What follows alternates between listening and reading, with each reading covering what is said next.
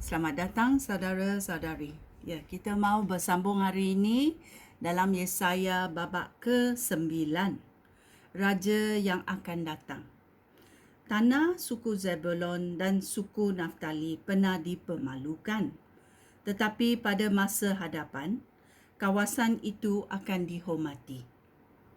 Iaitu dari Laut Tengah sampai ke tanah di seberang Yordan di sebelah timur. Bahkan sampai ke Galilea, tempat orang bangsa asing tinggal. Orang yang berjalan dalam kegelapan telah melihat cahaya yang sangat terang. Mereka tinggal dalam bayangan segelap maut, tetapi kini mereka disinari cahaya yang terang. Ya Tuhan, Engkau telah memberi mereka kesukaan besar. Engkau membahagiakan mereka. Mereka bersukacita kerana perbuatan kamu. Seperti orang bersukacita semasa menuai hasil tanaman atau membahagi-bahagikan barang jarahan. Engkau sudah mengambil beban mereka yang berat dan kayu pikulan dari bahu mereka. Engkau telah mengalahkan bangsa yang menindas dan memperdayakan umat kamu. Sebagaimana engkau mengalahkan tentera Midian dahulu kala. Kasut yang dipakai oleh tentera yang menyerang dan segala pakaian mereka yang berlumuran darah akan dibakar habis oleh api. Seorang anak telah dilahirkan bagi kita. Seorang anak lelaki telah dianugerahkan kepada kita. Dia akan menjadi pemimpin kita.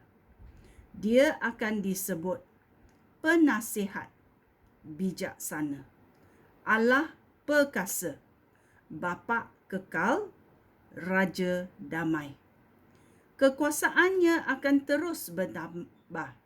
Pemerintahannya akan sentiasa aman. Dia akan memerintah sebagai ganti Raja Daud. Pemerintahannya akan berdasarkan hukum dan keadilan dari sekarang hingga akhir zaman. Tuhan Yang Maha Kuasa pasti melakukan perkara ini. Tuhan akan menghukum Israel. Ayat 7. Tuhan telah menjatuhkan hukuman kepada kerajaan Israel, iaitu keturunan Yakub. Semua penduduk Israel dan kota Samaria akan mengetahui bahawa dialah yang melakukan hal ini. Sekarang mereka sombong dan tinggi hati. Mereka berkata, bangunan-bangunan yang dibuat daripada batu bata telah roboh. Tetapi kami akan menggantikannya dengan bangunan-bangunan daripada batu pahat. Kayu ara telah ditebang, tetapi kami akan menggantikannya dengan kayu sedar yang terbaik. Tuhan telah menggerakkan musuh mereka untuk menyerang mereka. Bangsa Syria di timur dan bangsa Filistin di barat telah menggagakan mulut untuk menelan Israel. Tetapi sekalipun semua itu terjadi, kemuliaan Tuhan masih belum padam. Dia masih hendak menghukum mereka. Umat Israel masih belum bertaubat. Walaupun Tuhan Yang Maha Kuasa telah menghukum mereka, tetapi mereka masih belum kembali kepada Tuhan. Dalam sehari sahaja, Tuhan akan menghukum pemimpin-pemimpin Israel bersama-sama rakyat. Dia akan memegal dan membuang kepala seekor Israel. Kepala Israel ialah orang tua-tua dan orang terhormat.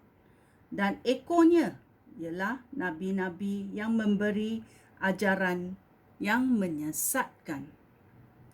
Pemimpin-pemimpin rakyat telah menyesatkan dan mengelirukan rakyat. Oleh itu, Tuhan akan membenarkan orang muda mereka melepaskan diri.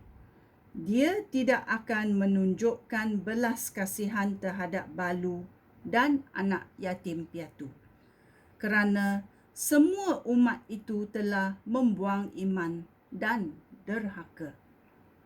Segala perkataan mereka jahat, tetapi sekalipun mereka itu terjadi, kemuliaan Tuhan masih belum padam.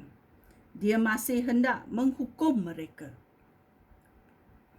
Kejahatan umat itu berkobar seperti api yang memusnahkan semak berduri dan lalang. Nyalanya seperti hutan terbakar yang mengepul-ngepulkan asap. Kerana Tuhan yang Maha Kuasa sangat murka. Hukumannya seperti api yang membakar seluruh negeri itu serta penduduknya. Tiap-tiap orang hanya mementingkan diri sendiri. Di seluruh negeri itu, orang meregut dan memakan apa sahaja yang dapat dimakan. Namun mereka tidak kenyang. Bahkan mereka makan saudara sendiri. Penduduk Manasye dan penduduk Efraim menyerang satu sama lain. Lalu mereka bersama-sama menyerang Yahuda. Tetapi sekalipun semua itu terjadi, kemuliaan Tuhan masih belum padam. Dia masih hendak menghukum mereka. Ya, ini adalah Yesaya babak ke-9. Ya, Tuhan masih mahu menghukum umatnya dalam Yesaya babak ke-9. Sekian, terima kasih. Shalom.